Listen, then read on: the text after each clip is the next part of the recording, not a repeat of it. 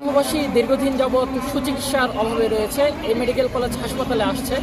আপনারা দেখেছেন কিছু ভিডিও ভাইরাল হয়েছে। এখানকার চিকিৎসক, আনসার, প্রশাসন কীভাবে রোগীদের সঙ্গে দুর্ব্যবহার করে।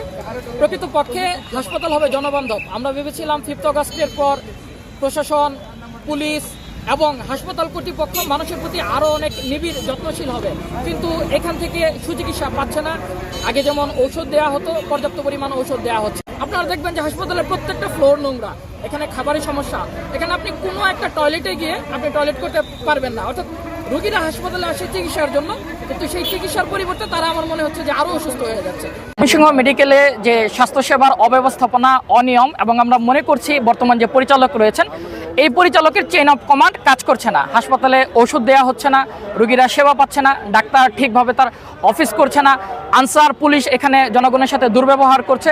এবং বিশেষ করে যদি উপজেলাগুলো থেকে রোগীরা এখানে চিকিৎসার জন্য আসে, তাদেরকে নানা ধরনের স্লিপে ক্লিনিকে পাঠিয়ে দেওয়া হচ্ছে প্যাথোলজি সেবার জন্য। অর্থাৎ একটা সরকারি হাসপাতালে যেই ধরনের সেবা দেওয়ার কথা, তার কোনো রকম সেবা ময়মনসিংহবাসী পাচ্ছে না।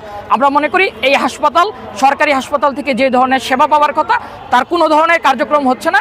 যদি এইভাবে ময়মনসিংহ হাসপাতালের অব্যবস্থাপনা চলতে থাকে, তাহলে ময়মনসিংহ ফোরাম ময়মনসিংহবাসীকে নিয়ে এই হাসপাতাল কর্তৃপক্ষের বিরুদ্ধে এবং জনগণ যেন স্বাস্থ্যসেবা পায় সেই লক্ষ্যে আমরা দুর্বার আন্দোলন গড়ে তুলব।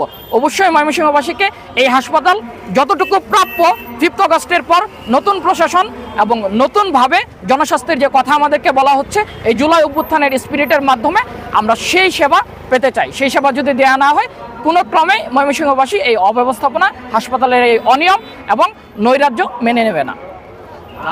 আনসার, পুলিশ এখানে জনগণের সাথে দুর্ব্যবহার করছে। এবং বিশেষ করে যদি উপজেলাগুলো থেকে রোগীরা এখানে চিকিৎসার জন্য আসে, তাদেরকে নানা ধরনের স্লিপে ক্লিনিকে পাঠিয়ে দেওয়া হচ্ছে প্যাথোলজি সেবার জন্য। এই হসপিটালে যে অব্যবস্থাপনাগুলো আছে, এই বিষয়টা নিয়ে আমরা আজকে কথা বলার জন্য দাঁড়িয়েছি। এখানে দেখা যায় যে রোগীরা আসলে যে পরিমাণে একটা বিভাগীয় পর্যায়ে সেবা দেওয়ার কথা, সেই তুলনায় খুবই নগণ্য।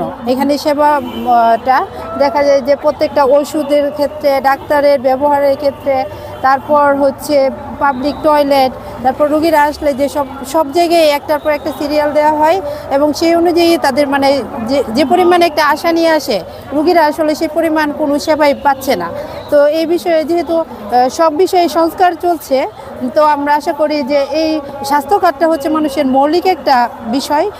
সেই হিসাবে যে এখানে স্বাস্থ্য খাতে যে সেবাটা, সেটা নিশ্চিত করার জন্য আর কি আমরা যতটুকু পারি এই বিষয়টাতে যাতে সুষ্ঠু ব্যবস্থাপনা আসে, সেই জন্য আমরা আজকে দাঁড়িয়েছি।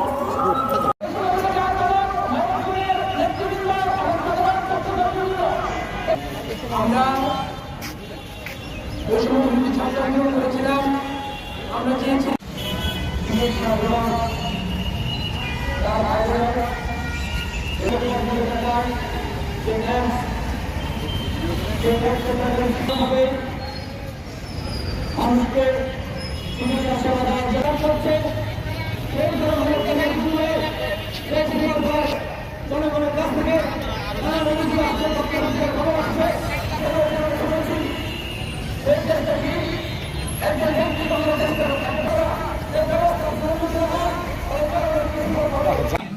সামনে আসুন।